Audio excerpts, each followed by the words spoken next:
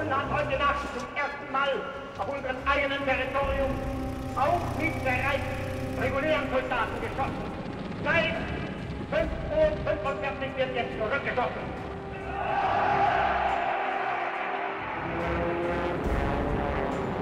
We shall defend our island, whatever the cost may be. We shall fight on the beaches, we shall fight on the landing grounds, we shall fight in the fields and in the streets, we shall fight in the hills. We shall never surrender.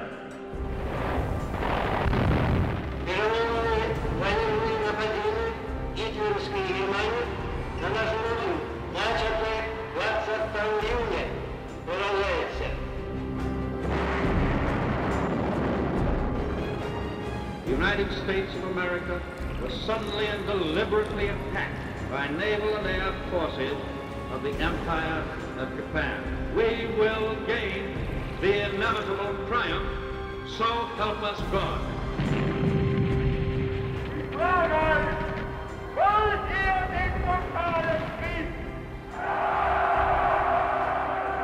Wollen ihn, wenn nötig, totaler und radikaler, als wir ihn uns heute überhaupt erst vorstellen können?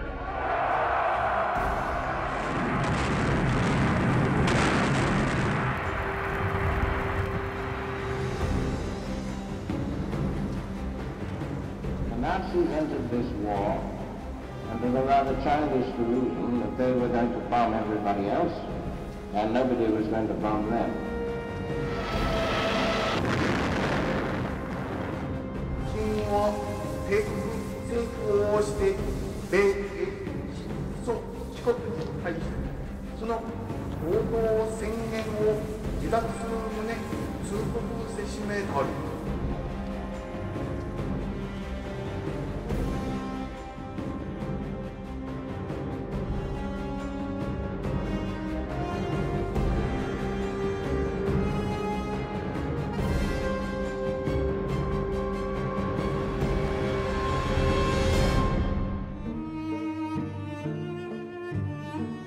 The Hanseatic city of Korbach, an important railroad hub in the north of Hesse.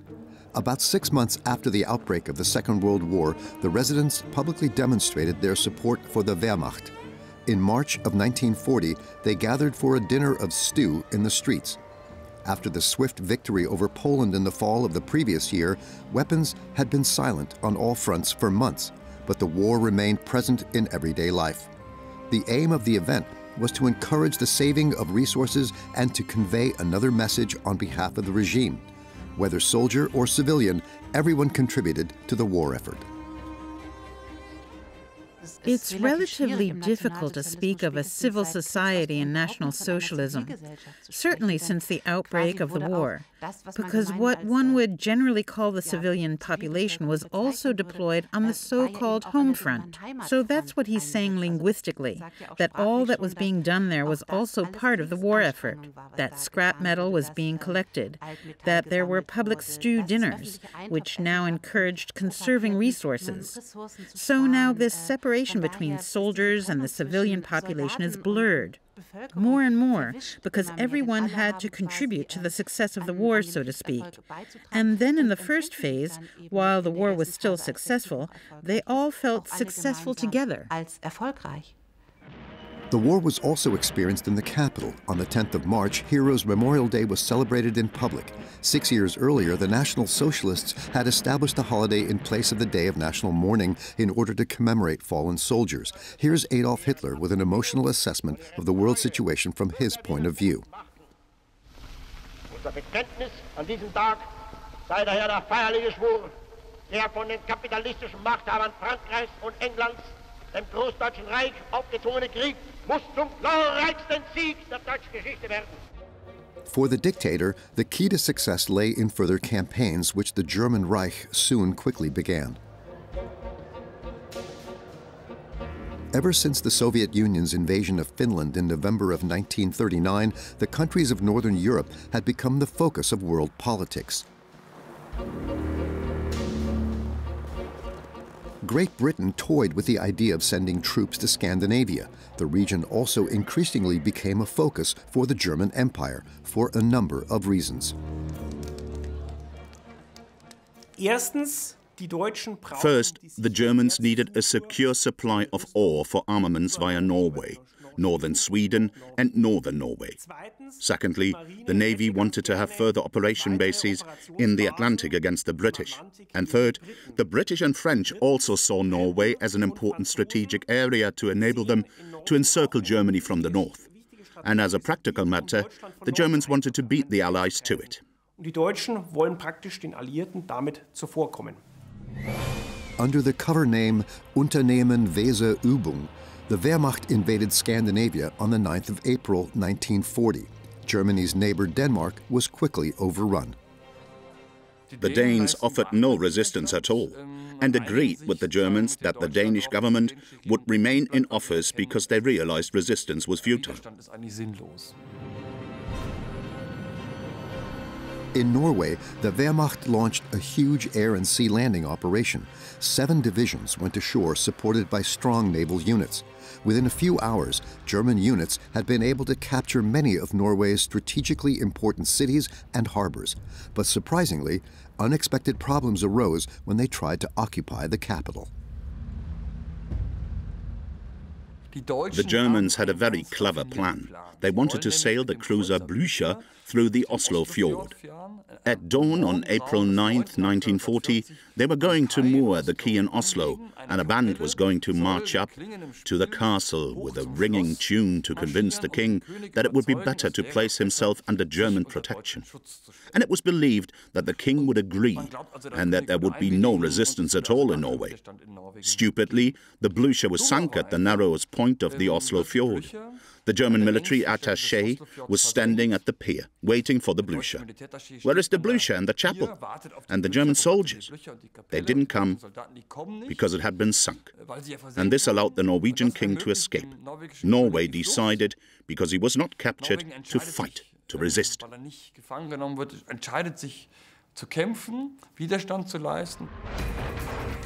In the following weeks, fierce fighting ensued. The German divisions were opposed by around 60,000 Norwegian soldiers. After the occupation of Denmark, the Wehrmacht had numerous airfields in the region at its disposal to support German units in Norway. But there was no quick end in sight to the fighting.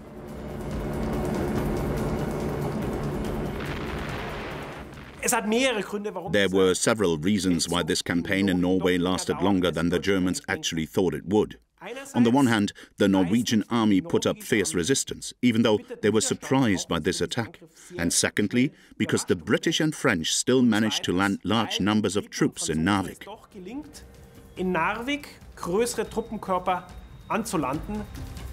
The ice-free deep-sea port of Narvik was of particular strategic importance.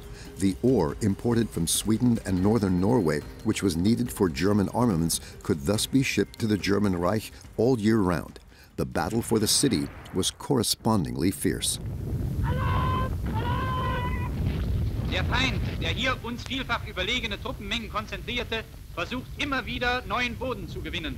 Aber unsere Soldaten stehen auf der Wacht. Die Engländer werden, wie so oft schon in den letzten Wochen, zurückgeworfen. However, the reality on the ground was initially different. At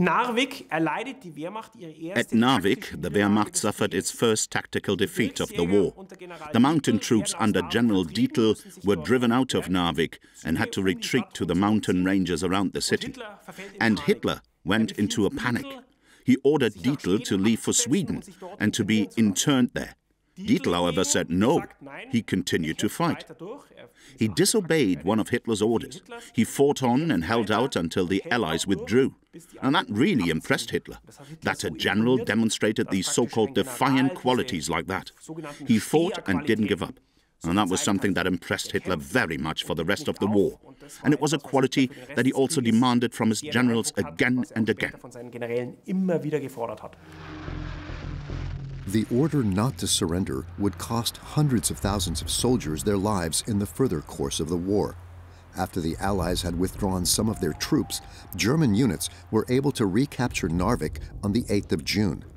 A few days later, the last resistance on the Norwegian side was broken, and King Haakon fled into British exile. After 2 months, Unternehmen Weserübung had come to an end. the German Navy suffered heavy losses during this time. It lost 10 destroyers off Narvik alone. Here is some film footage from a German military doctor in Norway. The pictures give the impression of a harmonious coexistence of soldiers and civilians. Even though there were isolated massacres, the Nazi regime basically pursued a different occupation policy here than in previously defeated Poland. The Nazi worldview postulated a hierarchy of cultures in which Scandinavian culture was relatively similar to German culture for racial reasons. The occupation of Scandinavia was seen as a special case, especially because a connection between the Wehrmacht and the SS as an elite institution and the local population was desired, encouraged, and not restricted in any way. Marriages were also possible there. Children who were conceived were cared for and looked after and were allowed to stay with their mothers. This was virtually an expansion of the Germanic living space, if you want to call it that, to its original territory.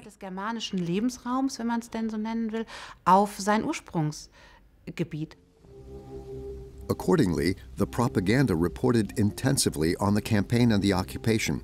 Joseph Goebbels allowed himself to be accompanied by a camera crew during a visit to Oslo. The Minister of Propaganda commemorated the more than 20,000 German soldiers who died during the campaign.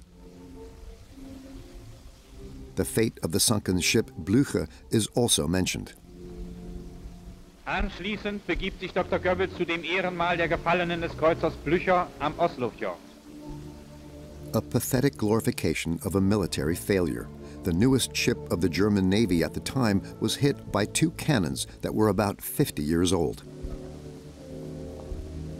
Das Motorboot passiert die Stelle, an der der Kreuzer Blücher sank. 2 further torpedo hits sent the Blücher and her several hundred crewmen to the bottom of the Oslo Fjord. Since the beginning of May 1940, another theater of war had moved into the public eye, the German western border. For months, German and French units had been lying largely idle opposite each other there. It was a time of the so-called sit-down war. Although attempts were made to influence the enemy with loudspeaker announcements and other propaganda campaigns, there had been no significant military offensives, despite the fact that France had declared war on the German Empire in September of 1939. The French didn't want a war either, and their strategy was one they used in the First World War. It was successful. A long war, a war of attrition, and at some point defeating a weakened Germany in an offensive. And that's the same strategy that they had now in World War II. So you waited, you hoped for a long war of attrition, in which you would then eventually defeat the German opponent. For their defensive strategy, the French had built a line of massive military fortifications on their eastern border in the 1930s. Named after the Minister of War, André Maginot, the defensive line included bunkers and forts and was designed to protect the country.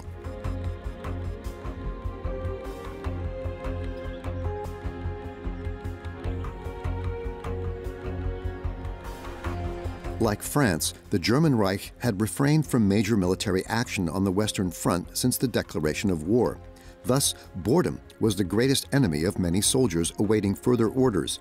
Despite its success, the Polish campaign had revealed clear deficiencies in the Wehrmacht that made another blitzkrieg seem inadvisable.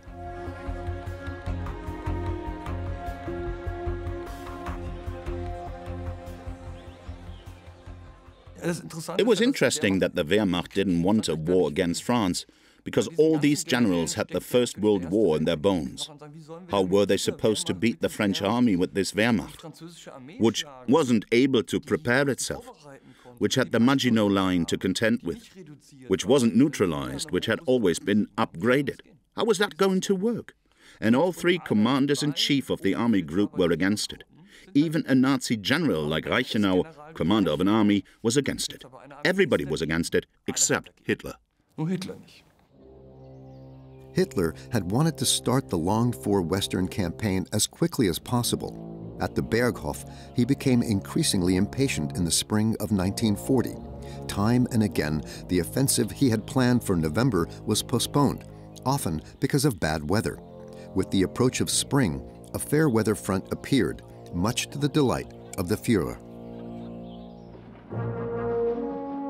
On the night of the 9th of May, the dictator boarded his special train. The destination? His new headquarters, Felsennest, near Bad Münstereifel. From there, he wanted to lead the imminent campaign. That same night, he issued an appeal to the Wehrmacht, stating, "Soldiers of the Western Front, the hour of the most decisive battle for the future of the German nation has come. The battle beginning today will decide the fate of the German nation for the next 1,000 years." A few hours later, the Wehrmacht crossed the borders of Holland, Belgium, and Luxembourg without a formal declaration of war.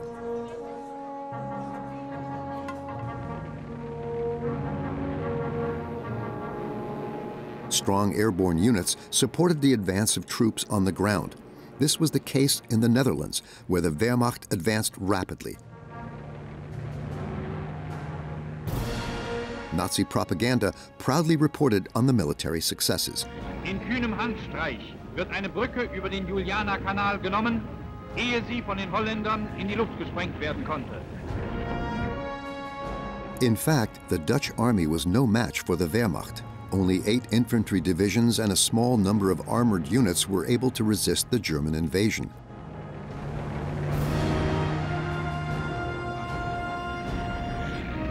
By the 14th of May, ceasefire negotiations had begun. To emphasize their demands, the Wehrmacht threatened to use its air force on the still embattled city of Rotterdam.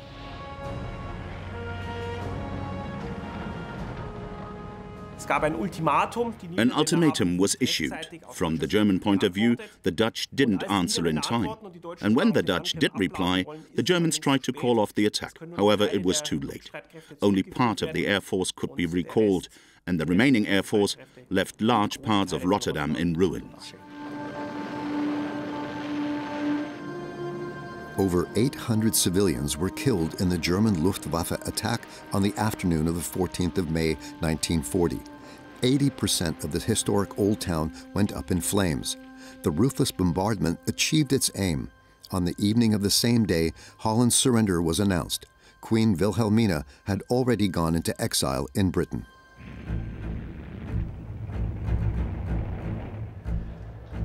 After the invasion by German troops of Belgium and the Netherlands, the French High Command assumed that the expected German attack on France would take place via these two states. That was how Germany had attacked the Grande Nation in the Great War. Consequently, France moved numerous divisions to this region to repel the expected attack there. However, the Germans pursued a different tactic from that of 26 years earlier. The idea, which had become known as the Sichel-Schnitt-Plan, called for the strongest German advance to be made through the Ardennes. The Sauer in the southern Eifel. The river here forms the border between Germany and Luxembourg. The small duchy was one of the first stages for the planned advance of the Wehrmacht through the Ardennes. The Ardennes is a wooded, hilly area with relatively poor infrastructure and is therefore a place where no one would have thought that the Germans would attack there with their tank forces. However, the Germans did the unexpected and completely surprised the enemy. Lieutenant General Erich von Manstein had designed the operation. The World War I veteran quickly convinced Hitler to go along with his plan.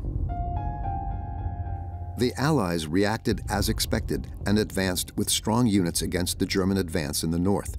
Largely unnoticed, German units pushed through the Ardennes at the same time. After crossing the Meuse River at Sedan, they swung north and advanced to the coast of the English Channel. Thus were the Allied units routed. On the morning of the 10th of May, the plan was put into action. With over 40,000 vehicles and 45 divisions, Army Group A, under Colonel General Gerd von Rundstedt, set out in the central section of the front. In order to keep the strength of the advance a secret from the enemy for as long as possible, it had to proceed quickly. Within a few hours, Luxembourg had been crossed. Although there were roadblocks, the country's lightly armed forces, which totaled about 1,200, had previously received orders not to oppose the attackers. The result of the operation, which lasted about 180 minutes on the part of the Grand Duchy, was 6 wounded gendarmes and 75 prisoners. The German troops then continued their advance.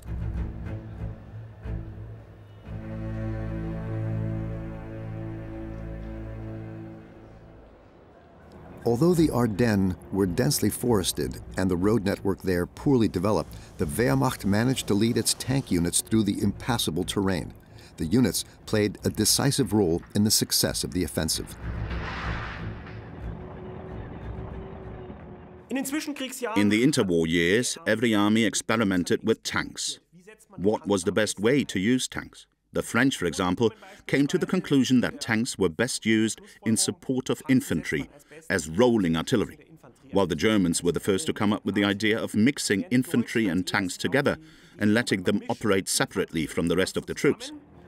Und lässt sie getrennt von restlichen Truppen operieren. In other words, the tank units could lead a battle independently and thus manage to bring a momentum to the battlefield, which the enemy couldn't withstand. One of the most popular generals of the Panzertruppe, the tank armored units, was Heinz Guderian. His corps consisted of 3 divisions and played a decisive role in the advance through the Ardennes. Here's Guderian at the Semois River in Bouillon, Belgium. The town was considered the gateway to France. The first units of the Wehrmacht quickly reached the town. A short time later, Guderian's units crossed the Belgian-French border. In 3 days, they had covered more than 160 kilometers and were on the banks of the Meuse River near Sedan. The French protected their border with the Maginot Line, construction of which began at the end of the 1920s, and was a fortification like the world had never seen in modern history. The Germans, however, knew that this Maginot Line was too short. That is, it didn't go all the way into Belgium. And that was exactly where the Germans attacked. Sedan.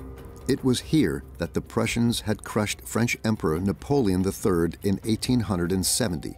Including World War I, the city was now the target of a German attack for the 3rd time in 70 years. Guderian called for air support. For many hours, 850 fighter planes bombed enemy positions on the Meuse River. Then, the artillery opened fire before German units managed to cross the river at several points. The Frenchman seems to have taken leave of his senses, noted the commander-in-chief of the Army Group B, Fedor von Bock. Otherwise, he could have prevented it. Again, it was also Guderian who had pushed the advance. Guderian was one of the pioneers of German armored weapons use. He achieved a decisive breakthrough just a few days after the start of the offensive at Sedan, which brought the German forces into the interior of France. As envisaged in Operation Sichelschnitt, or the Sickle Cut Plan, the German units then made a swing northward. On their way to the coast of the English Channel, they met resistance. Französische Panzer greifen an. France had modern tanks, but they were used primarily as auxiliary weapons of the slow-moving infantry. The German approach was quite different. This war of movement that the Wehrmacht waged was revolutionary in its tactical operational concept. Nobody expected it. It was a surprise, and the Germans came up against a French army that was mentally stuck in World War I and couldn't deal with it. And it was a catastrophic defeat, and thus the French were not able to exploit German moments of weakness that existed.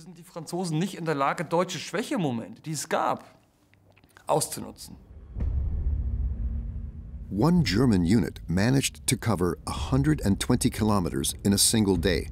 Faced with this speed, many French soldiers panicked and fled or were captured. Their high command couldn't come up with an adequate response to the German offensive.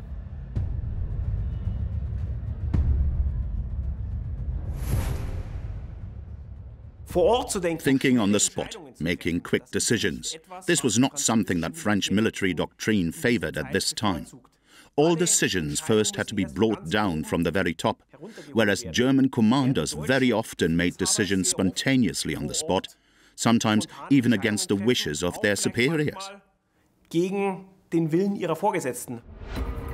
Traditionally, the infantry determined the pace of the advance, as it had to secure its flanks. However, since the beginning of the campaign, generals of the tank divisions had been breaking with this rule and succeeded in doing so. Their behavior, nevertheless, caused controversy in the high command of the Wehrmacht. Meanwhile, Allied formations were increasingly on the defensive. The British Expeditionary Force and French units had retreated to the Channel coast and regrouped at Dunkirk. On the 24th of May, German units were less than 20 kilometers from the French city when a dispute within the General Staff escalated over the speed of the advance. Hitler put his foot down and ended the dispute with a fateful decision. Then, just outside Dunkirk, near the Channel coast, Hitler's famous halt order came at the end of May. Instead of having his tank forces approach the Channel, Hitler gave the order, "No, stop, no further here." Since then, there has been much speculation. What actually prompted Hitler to give this order? The most likely variant seems to be that Hitler gave this order to chastise his generals again. The backstory was that days earlier, weeks earlier, many of his generals didn't follow his orders and simply advanced with their tank forces as they saw fit, as they judged the situation. And Hitler wanted to restore his authority, so to speak, with this Dunkirk order. It wasn't until 2 days later that the order to halt was lifted. The forced pause had bought the Allies precious time. Under the codename Operation Dynamo, a huge evacuation mission had been undertaken. An armada of several hundred ships launched from Britain to help the troops escape. The Germans tried to prevent the operation. Eine B-Stelle an der Küste beobachtet die Flucht der feindlichen Flotte. Englische Zerstörer versuchen, die fliehenden Transporter zu decken. Deutsche Flak ist schnell zur Stelle. Überall wird blitzartig zugeschlagen und der Gegner immer mehr in Verwirrung gebracht. But the confusion was only propaganda. Around 320,000 Allied soldiers were successfully evacuated. From the German point of view, it was a sobering result. The order to halt outside of Dunkirk was actually a major defeat for the Germans, if you will. The Germans had failed to beat not only France here, but Britain as well. The best trained British troops were at Dunkirk. And as they escaped, it was clear that Britain still had an army, now back on the island, ready to continue the fight. By the time the Wehrmacht was able to take Dunkirk on the 4th of June, 100,000 French soldiers had managed to escape alongside the British Expeditionary Force. They later formed the core of the Free French forces that continued to fight against Nazi Germany. The Wehrmacht mostly found just war materiel left behind in the city. In general, high speed had characterized the advance of the Wehrmacht. There was hardly any thought of taking breaks or sleep. Guderian had even requisitioned 20,000 tablets of the stimulant drug Pervitin for the 1st Panzer Division to counteract the men's expected lack of sleep. After the capture of Dunkirk, many soldiers now had a moment to breathe for the first time since the beginning of the campaign. Back home, people took a lively interest in the course of the war. Their thoughts were with the soldiers in the field. Der Deutsche Rundfunk sendete von Berlin aus das Wunschkonzert für die Wehrmacht. Since October of 1939, the radio program of the same name had been broadcast regularly by all Reich stations. The focus was on music requests from soldiers and their families. Nun ein Telegramm. Soldat Karl Scheer im Westen. The song requested was about a submarine captain, Prien, and performed by Heinz Rühmann and colleagues. Mag mit seiner eingebrieften füttern.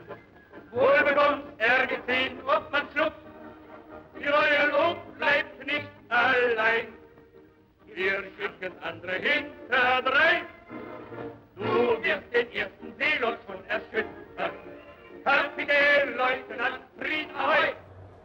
The show enjoyed great popularity among soldiers and civilians. Celebrities regularly appeared in the production of the propaganda show at the Haus des Rundfunks in order to grant music requests. Among them was Marika Röck, a 26-year-old actress and singer who was a star at the time.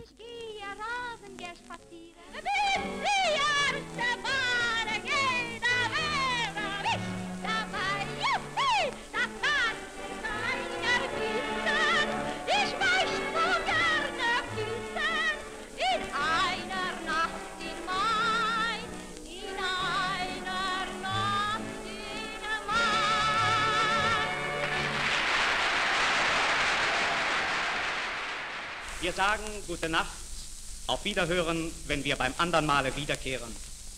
Auf Wiedersehen, sagt das Vaterland.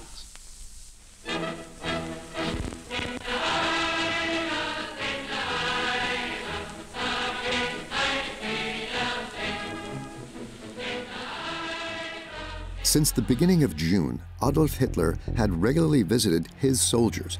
He traveled to places he had known as a private in World War I and other places in the war zone. Here, his chief pilot Hans Bauer filmed the dictator in Lille on the 2nd of June. Hitler showed himself to be down to earth, which included a snack at the field kitchen.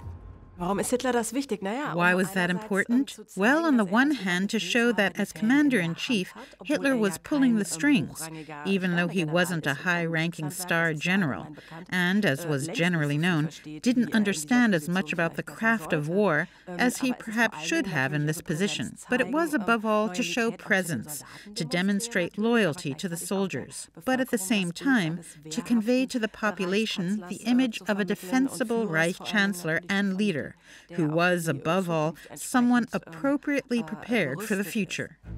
On the 28th of May, Belgium surrendered. After the capture of Dunkirk, the Wehrmacht was able to fully concentrate on the conquest of the rest of France. Fall Rot, or Case Red, triggered the second phase of the Western campaign. After heavy losses in the final weeks, the French were only able to put up less than 70 divisions to oppose the attack. The Wehrmacht then advanced from northeastern France in two main directions. Eine dicke, schwarze Wolke liegt über der Stadt. Ganze Teile von Rouen stehen in Flammen. On the 9th of June, German units had reached the Seine near Rouen. Some 500 years earlier, the French national saint Joan of Arc had been burned at the stake here. The symbolic city fell into German hands. In the process, Rouen's Gothic cathedral was threatened with destruction.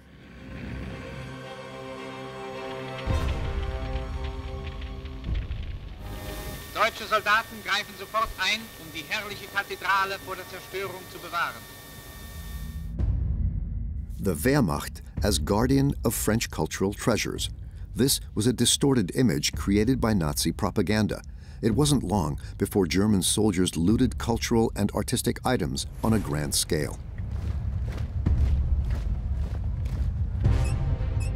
On the 19th of May, General Maxime Weygand had taken over the supreme command of the French forces from Maurice Gamelin and had withdrawn his troops to the eponymous Weygand Line. The interception position ran south of the Somme, Ailette, and Aisne rivers. Despite this measure, it did not succeed in decisively stopping the Wehrmacht. Der deutsche Vormarsch kennt keinen Aufenthalt. Jedem Mann steht das eine große Ziel vor Augen, Paris. Nach kurzen, erbitterten Kämpfen war auch hier die Weygand-Linie, die letzte Hoffnung Frankreichs, schnell überwunden.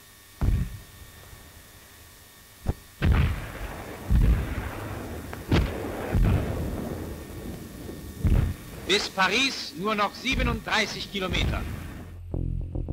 The government left the capital and fled to Bordeaux. On the 16th of June, President Lebrun instructed Marshal Philippe Pétain to take the nation's fortunes into his own hands. The 84-year-old veteran of the First World War was considered a national hero in his homeland, but the hopes that had been placed in Pétain were not fulfilled. On June 17th, he delivered a sobering radio address. It is with a heavy heart that I tell you today that the struggle must be stopped. A short time later, Adolf Hitler received a request for a ceasefire from Pétain at his headquarters.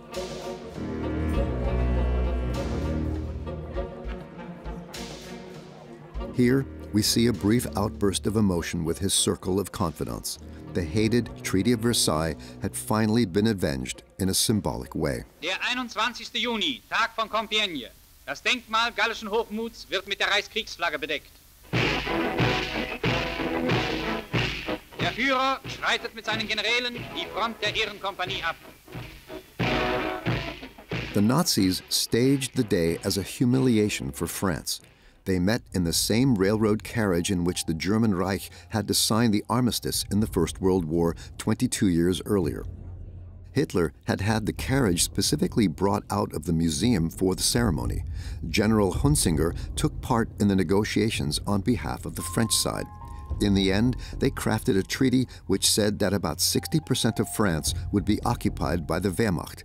In the remaining part of the country, a regime was established named after the spa town of Vichy, which collaborated closely with the German Reich.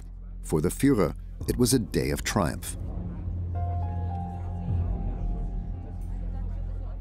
Aus dem Führerhauptquartier eine Meldung von geschichtlicher Bedeutung. Der Ministerpräsident der neu gebildeten französischen Regierung, Marschall Pétain, hat in einer Rundfunkansprache an das französische Volk erklärt, dass Frankreich nunmehr die Waffen niederlegen müsse.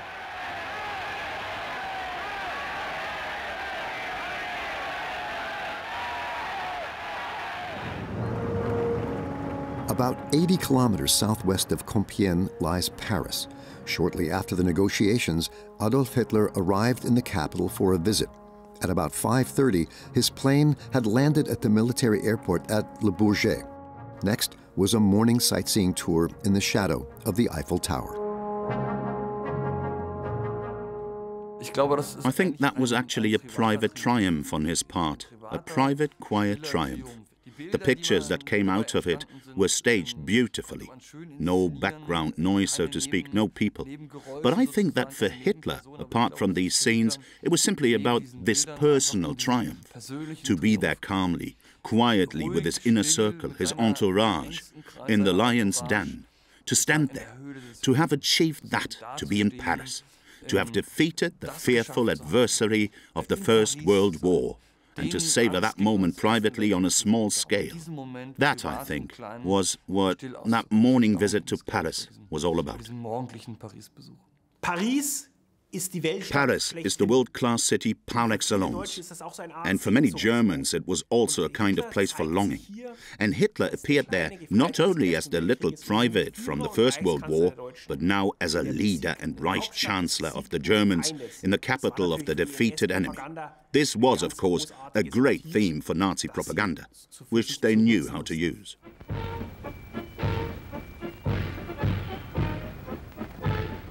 At the Wehrmacht victory parade in the city, however, there was no sign of the Führer. On the 14th of June, after the negotiations, the 18th Army under General von Küchler entered Paris without a fight. What the Imperial German Army had tried in vain for years in the First World War, the Wehrmacht had now accomplished in a few weeks. German soldiers proudly climbed the Eiffel Tower and hoisted the Imperial war flag over the city. For a long time, the generals had opposed the Western campaign. At the moment of triumph, these concerns seemed forgotten. Hitler praised the men for the services rendered to the victory of German arms in the fight for the freedom and future of our greater German Reich, and promoted numerous generals to the rank of Field Marshal, including Gerd von Rundstedt and Fedor von Bock, the commanders-in-chief of Army Groups A and B, respectively. Hitler very cleverly flattered the generals. He promoted many of them to Field Marshal. And being a Field Marshal, well, that was a special thing. Hindenburg was a Field Marshal. You became a Field Marshal when you took a fortress. And how many of them became Field Marshals? They hadn't taken a fortress, and they didn't really have any special merits, but they had the rank of Field Marshal. He showered them with medals, and in doing so, Hitler bought their loyalty to the end of his days. A wave of euphoria broke out all over the empire. To celebrate the victory, church bells were ordered rung for 7 days and flags were to be hoisted for 10 days. Soldiers who returned home received an enthusiastic welcome, like this cycling squadron in Bruchsal, Baden.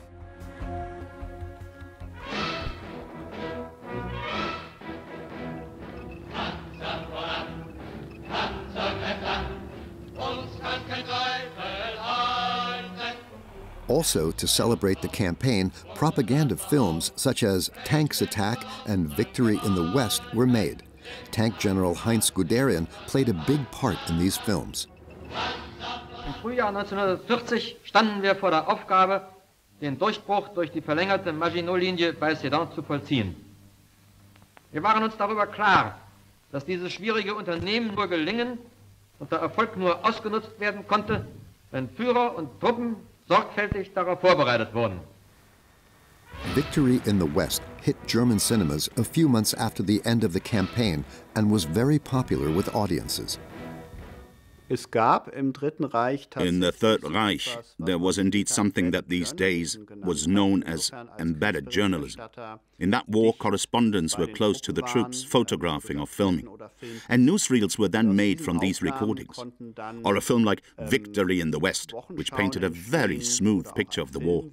Not so smooth, in other words, that there would have been no need to make any more effort, but smooth enough that there was never actually any risk of defeat. Aber glatt genug, dass eigentlich nie das Risiko einer Niederlage bestand. The war was depicted as a romantic male adventure without danger. Criticism of the military's actions was dismissed. Despite the rapid success against France and the Benelux countries, it would have been wise to discuss their strategies there.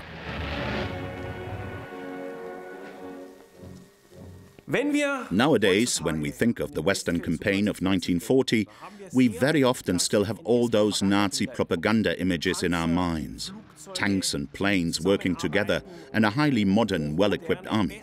In truth, this was only part of the Wehrmacht, and quite honestly, just a small part of the Wehrmacht in 1940. The French campaign was actually won by 10 German armored divisions. And the infantry, they marched behind just as they did in the First World War. And there you can see that the Wehrmacht had not yet then fully become the war of movement.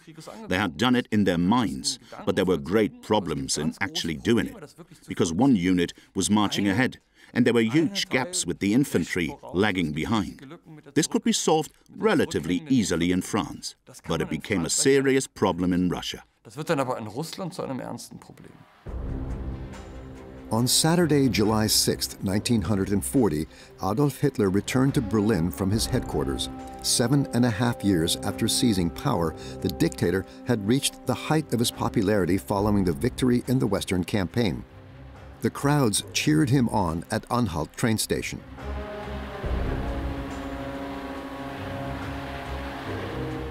The drive to the Reich Chancellery in his open Mercedes was a triumphal procession.